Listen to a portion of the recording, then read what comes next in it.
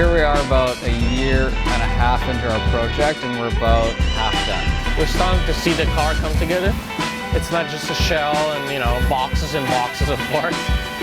Many lessons learned, many hurdles overcome. We still got a lot of work left to do.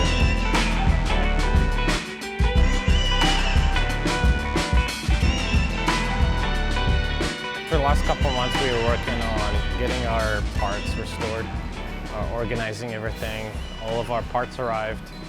So we're beginning a slow process of reinstalling each system one by one. We kind of split it into individual systems, like being brake system, fuel system, suspension. COVID has definitely delayed parts. We're now seeing, I guess, the after effects of a lot of the lockdowns, so there's parts and tool shortages. Some of the stuff is discontinued and no longer available through Porsche, so we had to restore some stuff, had some stuff powder coated. There's still so many finer details to be taken care of on the car with the interior and electrical switches, wiring. We have the ducting for the heat in the car installed, the heater boxes. Everything's ready to be connected to the heat exchangers. We've installed the pedal assembly or the linkages, clutch linkage, accelerator linkages. Our pedal assembly, it being a 77, was a challenge in itself because early and mid-70s 911s are a big mishmash of parts of the earlier 911s and then the later 911s. Starting with the 74 model year, they had the impact bumper laws, so the body shell changed along with the bumpers and the bumper mountings. And then you had a whole bunch of emission laws that came into effect to prevent smog and air pollution.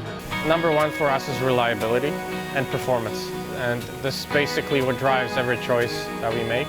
The factory oil lines on the car are routed directly behind the right rear wheel, which isn't ideal for us, it being an off-road vehicle. From Elephant Racing, we're using oil line relocation kit, which makes the oil lines tuck over the wheel instead of behind it, which will give us more clearance. We didn't per se have an actual cooler there.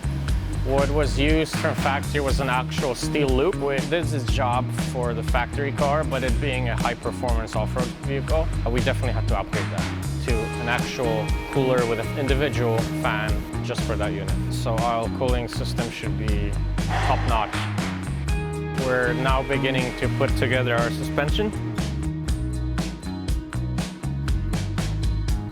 We've run into a couple small issues. The spring plates that were installed on our car and that we had restored were out of the late 80s cars. We went back to the original equipment, non-adjustable spring plates, which doesn't really make a difference for us at this point because we have full coilover suspension with a height adjustment on it. So it's actually better not to have adjustment because it eliminates the weak point. Obviously, everything will be, snugged up and tightened when the car's on the ground and the engine in, so everything plays nicely together. We're using an aftermarket short throw shifter simply to improve the feel. It's going to feel a lot like our newer GT cars, very, very smooth shifting, very precise. The units that we're going with are so visually appealing. We're deleting the center console, so all the intricate mechanicals of the system are going to be exposed, which I think the person that's going to end up owning the car will really appreciate it, right? We've finished installation of our fuel system in the engine bay, just kind of preparing for our engine to go in without any issues.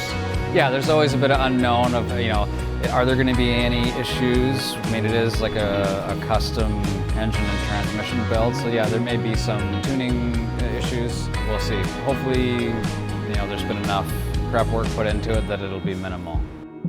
So far with the transmission, all the gears are assembled on the input and output shaft. The pinion depth has been set with this funky looking tool here, so that portion is done. Everything's been test fitted, and so far no issues, so we're almost there.